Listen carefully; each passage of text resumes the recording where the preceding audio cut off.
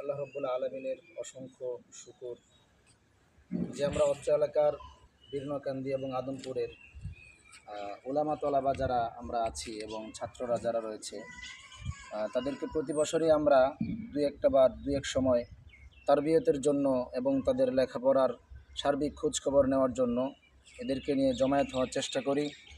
তো আলহামদুলিল্লাহ সেই ধারাবাহিকতায় আজকেও আমরা আমাদের সালিম মামা, শফিক ভাই বড়দের পরামর্শে আমরা সেই কাজটা করেছি।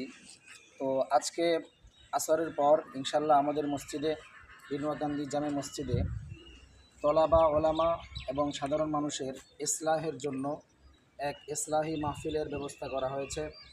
ইনশাল্লাহ এখানে আমাদের এলাকার আলেম ওলামারা কথা বলবেন এবং মাগরিবের পরে আমাদের একজন অতিথি জনাব হজরত মাওলানা আব্দুর রশিদ ওয়াহিদি সাহেব মোহতামিম লোহাজুরি মাদ্রাসা হজরত মাগরিবের পর অত্যন্ত গুরুত্বপূর্ণ আলোচনা করবেন, ইসলাহি বয়ান করবেন। তো অত্র এলাকার সকল ধর্মপ্রাণ এবং তাওহিদি জনতাকে উক্ত ইসলাহি মজলিসে অংশগ্রহণ করার জন্য আমরা বিনীতভাবে অনুরোধ করছি।